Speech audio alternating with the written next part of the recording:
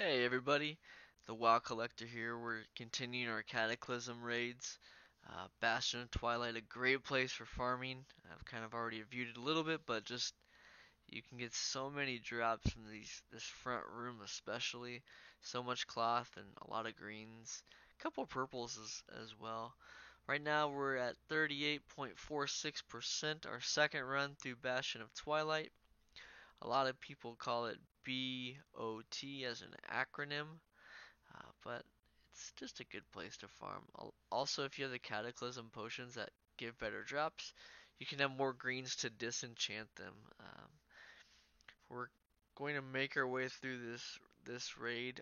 A lot of items dropped as well, and just like in Blackwing Descent, I want to give a score to about 20 gold per item. So we got 9 items from this first boss, about 180 gold, which is just a good solid farm. And you can see kind of why there's so much trash in this first area as well. Um, just keep looting. Make sure to, when you loot the big groups, sometimes not all the loot can be gathered at once. Just make sure to kind of keep an eye on that, though, you're not losing out on potential earnings or revenue. Um, I, the pets in general in the legacy raids just act so bizarrely. Sometimes they sprint ahead to fight. Sometimes they kind of waft over. Like this right here, I had already engaged the enemy. It's kind of like he took a little bit of time to get going. It was odd. Um, Coming up on the first boss at some point. First time I came in here, the first boss had 3 essences of the Cyclone, which are just like trinkets, Helm of the Nether Scion, and Storm Rider's boots. So this time I got a lot more gear and was able to kind of review some things. We did get the Protector, Chest of the Forlorn Protector, which I think is Hunter. We got 2 books of Binding Will, they're for the offhand. Wormbreaker's Amulet, Leg Guards of the Emerald Brood, excuse me, the Chest of the Forlorn Vanquisher, and Bracers of Impossible Strength. It all comes from Halphis. Wormbreaker, I believe there's an achievement with the Drakes, but I kind of just ran in and started shooting stuff. So next time I'll take care of that as well. Um, I think it had something to do with the Drakes. So I was trying to release them all, and then I was like, wait, he might knock me off the ledge, and I don't want to run back through all this. So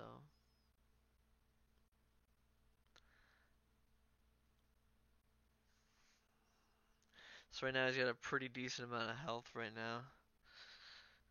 We're at 38.46. I think something does drop off of him. Let's see. I just remember there was this thing where he could knock you back, so I kept trying to avoid going like that right there. I kept trying to avoid the edge just because I did want to be knocked off. Didn't want that to be the way I died.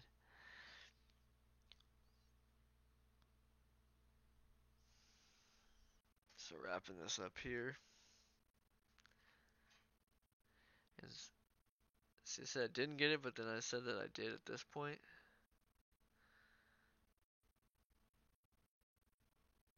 Let's see. Don't know why it's taking me so long to kill him. Oh, he keeps stunning me now. The only escape.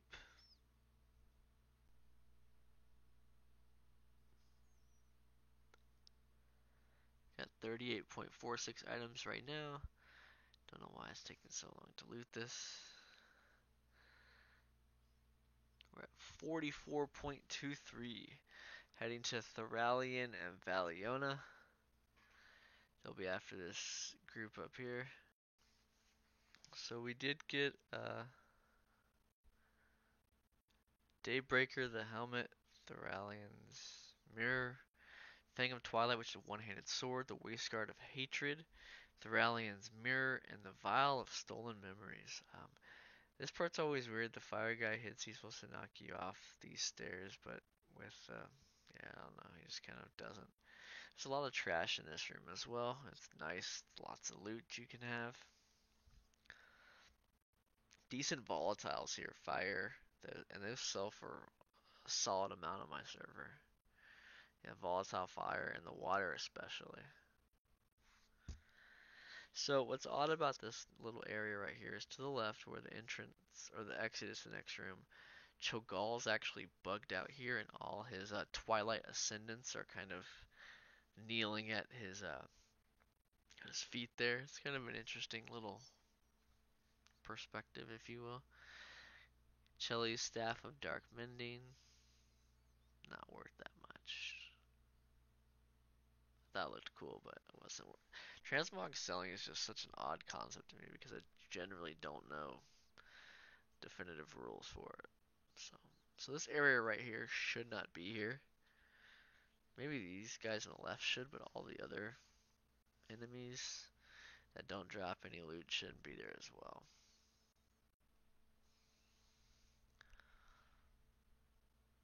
More fire. Heavy plates of protection again. There's Cho'Gall, which he is the last boss on normal, second to last boss on heroic.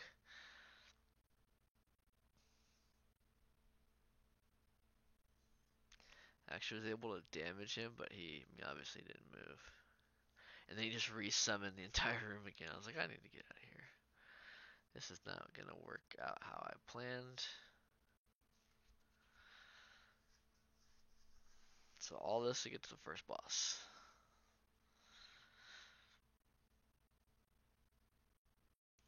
So we passed the bugged out Cho'Gall into Thoralion and Valiona's room. Daybreaker Helm for plate wearers drops again. Thoralion's Mirror. Fang of Twilight is a one-handed sword. We're at 44.23%. Waistguard of Hatred drops. Thoralion's Mirror again. And Vial of Stolen Memories. They do share health, so just go after one. You'll be okay. Let's see how we do here. Just under 50% for the raid in just the second time through.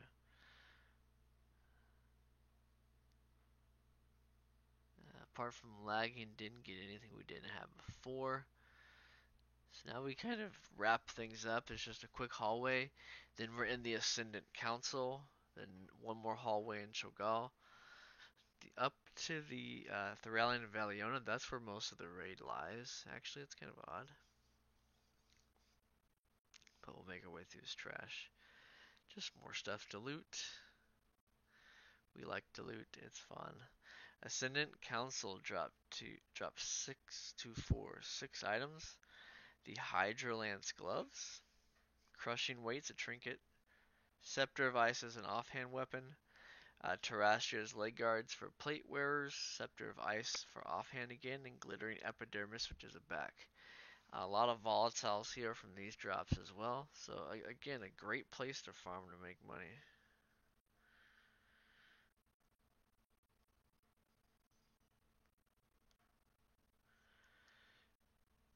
So just killing all these trash. And then we can summon the bosses. There's 4 of them. They kind of merge into one, and then that's when you're able to kill them. Trying to see if there's any loot there or not. So we're at 44.23%. Just got done doing Brewfest, the Chowdown Challenge, and that's so frustrating. Probably the most frustrating thing I think I've done in World of Warcraft.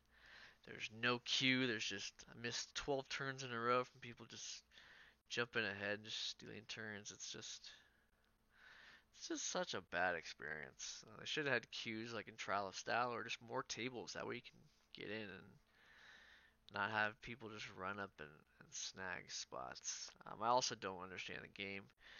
Uh, when you get a plate of sausages, a certain amount of every time you eat, a certain amount of what you can consume fills up, and that number differs. There is no consistent number. It's kind of annoying. Then apart from that, each person does get different plates of sausages. One might get 4, one might get 2. It's highly frustrating, to say the least. So we're making our way over to Cho'Gall, second to last boss. He does drop an awful lot. We get the faceless minion pet. Um, but apart from that, I don't think we get anything that was for, we're at 48.07. I don't think we got anything that was for hunters. We got two Helms of the Maddening Whispers, which are for plate wearers. The Faceless Minion Pet, Shackles of the End Days, which are wrists for plate. Kill to the Forgotten Battle, we got those before. This is the male legs. Treads of Hideous Transformation. Signet the Fifth Circle, Shoulders of the Forlorn Vanquisher, and Battle Plate of the Apocalypse for plate wearers. So, again, just kind of killing this trash here before we kill Cho'Gall.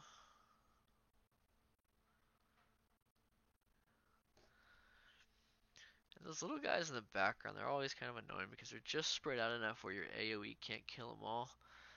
So it's like you have to like mini target. They're faceless minions, but they're pretty annoying. This fight also used to be bugged. You used to have to dismiss your pet to keep Cho'Gall from stacking up. What's the thing he always stacked? Let me see, I'll find it right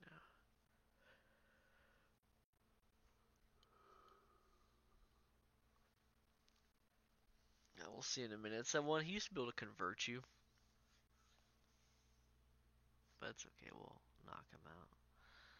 He dies pretty quickly, and then he's ailing. He's attempting to leave the battlefield. I don't remember all these ads before though, but it's okay. And then he decides to finally fall through the cracks, jump on down, get that loot, and then we're at the final boss, Sinestra.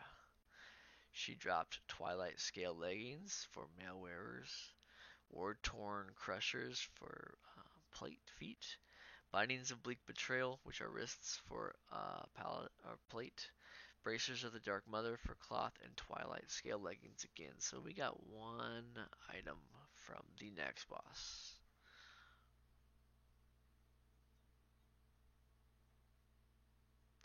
.84%. Now this fight's kind of annoying. She has two eggs, one on each side of her. When the shields on those drop, you can destroy those, and then she's able to be targetable. Up until that point, she has a shield that you cannot penetrate. It's pretty annoying. So I want to appreciate everybody for watching. Thank you for all the subscriptions and the likes thus far. Our channel is slowly building, which is exactly what I wanted. I didn't want it to build too quickly. I just wanted to kind of slow and steady build it up. So it's getting there. It's definitely put a lot of time and energy into it. So I do appreciate where it's grown thus far.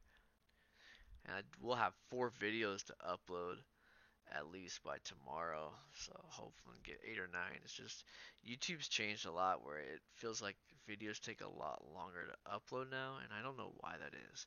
My videos are about the same length, they all hover around 15 minutes. And just it's been taking, over an hour just to upload that.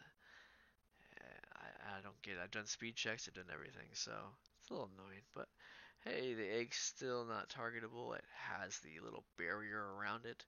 Once that falls off, we can decimate both of those, then turn our targets on the boss and get those scale leggings. Should be fun. So we'll do a final tally on the percentage once we down Sinestra, and then we can kind of go from there. So see, the eggs have, and DBM will tell you too, they're called the pulsing eggs. Come back, kill some of that trash. It's always good to kill the trash. And now we just blow them up. And it takes a couple seconds to kind of kick in that, oh hey, he doesn't have that bubble shield anymore. And now we can just drain him of all life. We do get a treasure chest. Of course, these chests take a little while. Once all the cinematics and whatnot are done. As always, thanks for watching. Happy collecting. Stay safe out there and take care. Final percentages, if I ever want to open anything, 57.69%. Thanks everybody and take care.